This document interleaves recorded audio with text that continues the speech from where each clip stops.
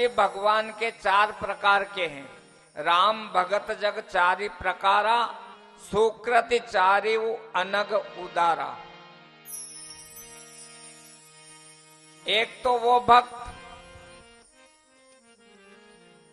जो दुखी है, एक वो भक्त जो अर्थ के लिए भगवान की सेवा करते हैं, एक वो भक्त जिज्ञासु जो ये जानना चाहते हैं कि भगवान है क्या, और एक वो भक्त जो भगवान की साधना में लीन रहते हैं।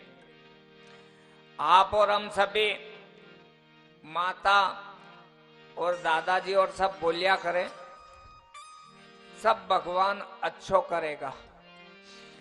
लेकिन आप देखो कि आज तक हमारे भगवान किसको कहते हैं ये ज्ञान नहीं है। हम बोल देते हैं भगवान। गीता में भगवान ने कहा है, ऐश्वर्यश्च समग्रश्च धर्मश्च यशसः प्रियः वैराग्यास्त मोक्षश्च शरणाम भग इति रणा। ऐश्वर्य कहते हैं संपन्नता को, धन का निर्माण करने वाले को, और मान सम्मान का निर्माण करने वाले, धर्म का निर्माण करने वाले, ज्ञान का निर्माण करने वाले और वैराग्य का निर्माण करने वाले। इन संसार में इन 6 वस्तुओं का जिन्होंने निर्माण किया उसको कहते हैं भगवान। देखो अब आप, ऐश्वर्य अर्थात संपन्नता, हमारा घर में संसार का सभी सुख वेणा। दूसरा है धन, और तीसरा है मान सम्मान। ये 3 चीजें हैं, ये शरीर से संबंध रखती है। धर्म, ज्ञान और वैराग्य ये आत्मा से संबंध रखते हैं। अब आप देखो, हनुमान चालीसा आप ये भी पढ़ी तो उसमें पहली चौपाई दी है, जय हनुमान ज्ञान गुण सागर। हनुमान का अर्थ क्या? हन का अर्थ होता है नष्ट करना। जिस साधक ने अपने जीवन में मान अपमान के विचार का त्याग कर दिया, उसके जीवन में ही ज्ञान स्थिरता से टिकेगा। और यदि मान सम्मान के अपमान का बदला लेने का हम विचार करते हैं तो हमारे जीवन में ज्ञान कभी भी स्थिर नहीं रहेगा। दूसरा, ज्ञान का संबंध हो गया यश से। अब ऐश्वर्य, ये शरीर को संपन्नता, जो भी हम रेफ्रिजरेटर, कूलर, टीवी, गद्दा, सोफा, इन सभी साधनों का जो उपयोग करते हैं, कार का, ये सब संपन्नता की चीजें जो शरीर को सुख देती है। इसके बाद धन, धन का उपयोग परमात्मा ने क्या कहा कि राजनीति बिनु धन बिनु धर्मा, हरि ही समर्पे बिनु सत्कर्मा। अगर हमारे जीवन में हम कोई सा भी कर्म करके अगर धन को प्राप्त करते हैं तो परमात्मा ने कहा कि धन की प्राप्ति हमारे जीवन में सत्यता के साथ होना चाहिए। और सत्यता के साथ अगर हमारे जीवन में धन नहीं है तो वो धन या तो आपको अस्पताल में देना होगा, किसी न किसी बीमारी के रूप में, या और किसी कारण से वो धन हमारे घर में अशुद्ध होने से बाहर निकलने का रास्ता निकाल लेगा। और मैं आपको इसलिए नमः शिवाय की साधना करवा रहा हूं कि राजनीति बिनु धन बिनु धर्मा। अब जनी आदमी कन धन नहीं, वणी ने आप बोल दो धर्म कर, तो धन के बिना तो धर्म संभव है ही नहीं, और धर्म के बिना धन संभव नहीं है। अब जिस व्यक्ति के पास धन नहीं है उससे बोलो कि तू धर्म को पालन कर, तो बापड़ो दाड़की करेगा, धर्म री मानेगा। आप देखो, इसलिए पहला प्रयास ये होना चाहिए कि हमारे परमात्मा ने कहा है, नहीं दरिद्र सम दुख जग माही। संसार में अगर हमारे जीवन में दरिद्रता है तो उससे बढ़कर कोई दुख नहीं है। इसलिए पहले हमारे जीवन में सभी सुख जो धर्म के अनुसार हमको प्राप्त करना चाहिए, वो सभी सुख हमारे जीवन में होना चाहिए। अब आप देख लो, इतना बैठा हो दादाजी और माताजी, अब आप बताई दो कि अपन सब बैठा हाँ, तो अपन सभी भगवान से कुछ चाहते हैं कि नहीं चाहते हैं, या केवल भगवान को चाहते हैं? आप और हम जतरा भी यहाँ बैठा, आप निर्णय करो कि हम भगवान को चाहते हैं या भगवान से कुछ चाहते हैं। और जब तक इस बात का ज्ञान हमको नहीं होगा, वहां तक हमारे जीवन में ज्ञान और वैराग्य कभी स्थिर नहीं रहेगा। तो आज क्या है कि हम तीन चीजों के पीछे भाग रहे हैं। एक तो संपन्नता, दूसरा धन और तीसरा मान सम्मान। अब तीन चीजें जो आत्मा की साधना की है, धर्म, ज्ञान और वैराग्य, ये हमारे जीवन में कहीं भी पालन नहीं है। क्यों? क्योंकि शरीर का सुख का वास्ते तो हम दिन रात तफड़ी रहा, लेकिन आत्मा के आनंद के लिए हमारे जीवन में अगर आपने 10 मिनट, 20 मिनट, 15 मिनट अगर भजन रो कही दो, या कोई दुख हुए तो कहियो जाप अत्रादन करनो है। अगर आपने कणी महाराज कोई जाप बताई दियो तो आप कही दोगा कतरादन करूं। भजन करना वे तो हम दन गिणी न करा कि महाराज में 42 दिन कर लियो न काई नहीं व्यो। जबकि कभी भी हमारे नी तो भोजन करनो छोड़ियो, नी धन कमावनो छोड़ियो, और नी हमारे मान सम्मान का कमावा में कोई कमी रखी। लेकिन जब परमात्मा से जुड़ने की बात आती है तो हमारे जीवन में जैसे बिल्कुल हम राजा हरिश्चंद्र वहां वणी हिसाब से कि महाराज ये यो जाप बताड़ी, यो साधना बताड़ी, अत्रादंद्र बताड़ी, तो अत्रादन में यो काम व्यो और नी व्यो तो पाछा महाराज बागन पहुंची जाओ बाप जी नी व्यो। उसका कारण है कि हमारे पारिवारिक जीवन में अशुद्धता इतनी आती है कि आप देखो, सन्मुख होई जीव मोहि जबहि, जन्म कोटि अग नासई तबहि। खाली परमात्मा का एक नाम, एक बार नाम लेवा से करोड़ों पाप नष्ट वे। तो अपन थोड़ा घना जो भी नाम ले रहा, इना से अगर पाप नष्ट नहीं हुआ हमारा, तो आप देखो कि हमारे कतरा पाप करिया होगा। आप देख लो कि परमात्मा का नाम लेवा से पाप नष्ट वे करोड़ों। एक बार राम बोलवा से, तो आप देख लो अगर एक बार हम राम बोलिया और फिर भी पाप नष्ट नहीं हुआ, तो अपनो निर्णय यो रखो कि हमारे कतरा पाप करी मिलिया तो परमात्मा का नाम से भी दूर नहीं भई रहा। जय हो।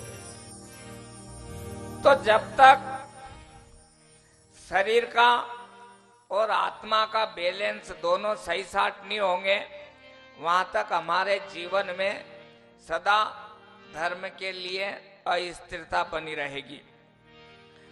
अब उत्तानपाद की दो पत्नियां सुरुचि और सुनीति। सुरुचि के पुत्र का नाम उत्तम और सुनीति के पुत्र का नाम ध्रुव। देखो आप, नीति हमारे कभी भी जीवन में अच्छी नहीं लगे। आप ही कोई चोरी करवा वाला भी लोग देखा होगा नहीं, तो चोरी तो भी अनीति से करे, लेकिन जब बंटवारो करनो में नहीं तो भी अगला बराबर की बात करे नीति की। संसार में ऐसी हमारी परिस्थिति है कि नीति हमान अच्छी नहीं लगे और हम हमारी रुचि का अनुसार, हमारी आदत का अनुसार हम जो कुछ काम करना चाहवा उज हमारे अच्छो लगे। और अणी का कारण आज हम जो भी शरीर मांगता है हम परोस कर रख देते हैं। नी तो इसमें हम शास्त्र का पालन करते हैं और नी धर्म की मर्यादा का। सुनीति कभी हमें अच्छी लगती नहीं और हम जीवन में नीति के अधीन रहना नहीं चाहते। इसीलिए सुनीति के पुत्र का नाम उत्तम और ध्रुव सुरुचि का पुत्र। एक बार राजा उत्तानपाद की गोद में बैठवा की ध्रुव की भी इच्छा हुई और जैसे ही ध्रुव अपने पिता के पास पहुंचा और गोद में बैठने की इच्छा अपने पिता को बताई तो सुरुचि ने ध्रुव को ललकार कर वहां से भगा दिया और कहा कि अगर तुझे अपने पिता की गोद में बैठना है तो मेरी कोख से जन्म लेना था। अब 5 वर्ष का छोटा बालक ध्रुव अपनी माता सुनीति के पास गया और रोने लगा। माता पूछ रही कि बेटा क्या हुआ। 5 वर्ष का बालक वो भी ये चिंतन करने लगा कि अगर मैं मेरी बड़ी माँ के बारे में मेरी माता को बताऊंगा तो लोग मेरे पिता की और मेरी माँ की निंदा करेंगे। तो उसने सुनीति को बात नहीं बताई। अब सुनीति ने सोचा मैंने मेरी सोच का तो कुछ बिगाड़ा नहीं और कड़वा बोलूंगा तो ध्रुव के मन में भी विकार उत्पन्न होंगे और ये भी अपनी बड़ी माता के बारे में क्या क्या सोचेगा और अनर्थ होगा। तो सुनीति ने ध्रुव से कहा कि तेरी माता ने अच्छा ही कहा है कि अगर पिता की गोद में बैठने की इच्छा आप रखते हो तो उसकी कोख से जन्म लेना और ये वरदान भगवान से प्राप्त करके आओ जिसके बाद में आप पिता के गोद में बैठने की इच्छा रखो। सुनीति ने ध्रुव को तपस्या करने के लिए बोल दिया और कहा कि तेरी बड़ी माता ने जो कहा है बेटा उसी के अनुसार तू वन में जाकर तपस्या कर और भगवान की प्राप्ति करने के पश्चात अपने पिता की गोद में बैठना। 5 वर्ष का ध्रुव बालक घर से जंगल की ओर तपस्या के लिए जाने लगा। अब भगवान ने नारायण ने सोचा कि इस बालक का दृढ़ संकल्प है तो उन्होंने ध्रुव की परीक्षा लेने के लिए नारद जी को भेज दिया कि हे नारद इस बालक को थोड़ा सा प्रलोभन देकर आप वापस करने की व्यवस्था करो। नारद जी जब ध्रुव के पास गए और ध्रुव से कहा कि जंगल में आपको जंगली जानवर, बरसात और अनेक प्रकार के दुखों को सहन करना पड़ेगा और आप इस इच्छा का त्याग कर दो। लेकिन ध्रुव ने एक भी बात नारद जी की नहीं मानी और नारद जी के चरणों में गिरकर भगवान की साधना के लिए वो उपाय पूछने लगा। देखो आप,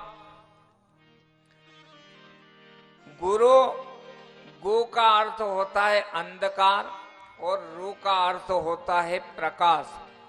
जो हमको अंधकार से प्रकाश की ओर ले जाए उसको कहते हैं गुरु अर्थात ज्ञान। और आप संसार में देख लो, वंदे बोधमयम नित्यम गुरुर शंकर रूपिणम। संसार में कोई भी जीव मात्र हो, भगवान नारायण ने यह व्यवस्था कर रखी है कि वंदे बोधमयम नित्यम गुरुर शंकर रूपिणम। सृष्टि में जीव मात्र के गुरु भगवान शिव है। आप गुरु बनाओ मत बनाओ, मानो या मत मानो, लेकिन संसार में जीव मात्र के गुरु भगवान शिव हैं। इसलिए जब तक हमारे जीवन में साधना का सही चयन नहीं होगा, क्योंकि हमारे शरीर के जितने भी संबंध हैं वो केवल भगवान शिव से हैं। संसार के सुख के जितने भी संबंध हैं हमारे केवल भगवान शिव से हैं।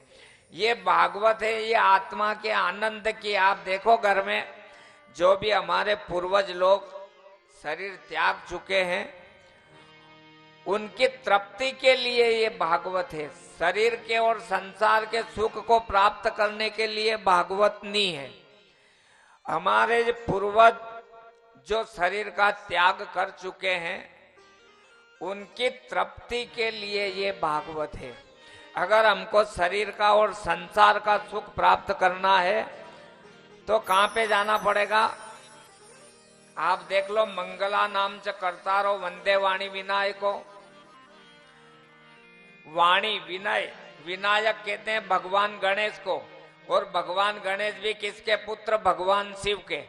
इसके बाद भवानी शंकरो वंदे श्रद्धा विश्वास रूपिणो।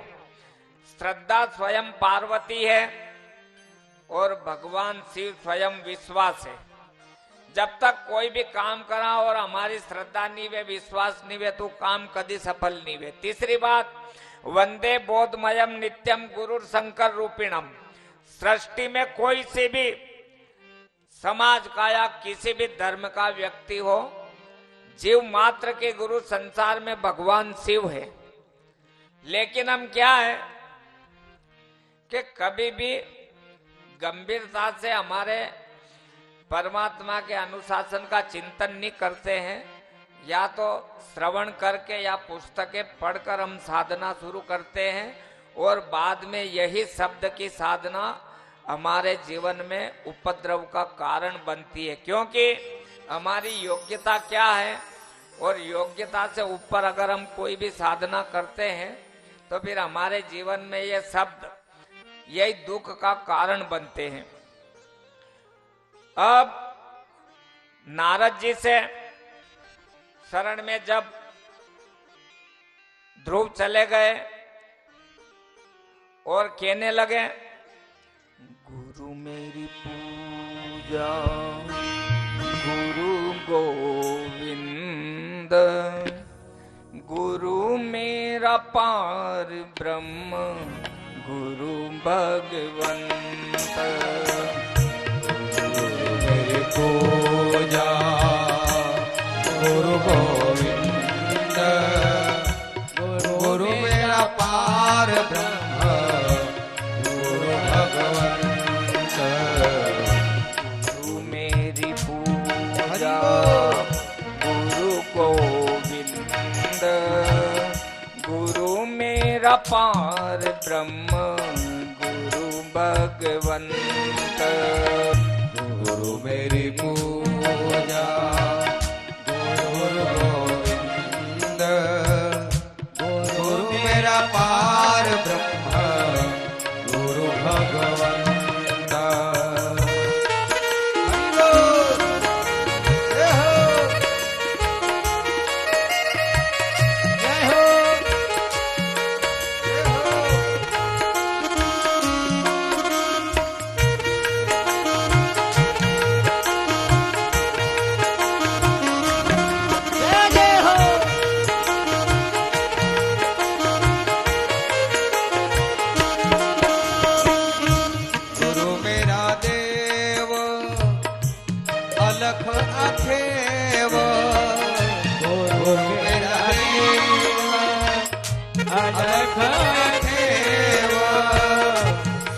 पूज शरण गुरु की सेवा, सर्व पूज शरण गुरु की सेवा। गुरु मेरी पूजा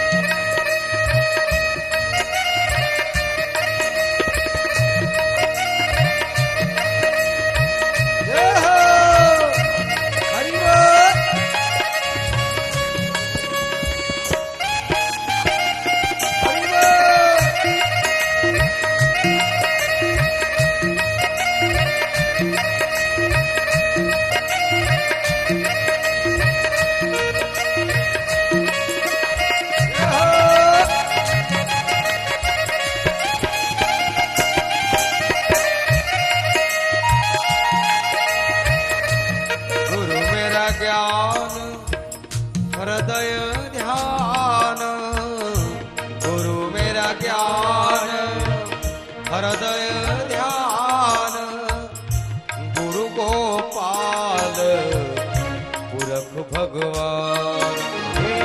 गुरु गोपाल पुरख भगवान। गुरु मेरी पूजा गुरु गोविंद। गुरु मेरा पार ब्रह्म गुरु भगवंत। गुरु मेरी पूजा गुरु गोविंद। गुरु मेरा पार ब्रह्म गुरु भगवंत।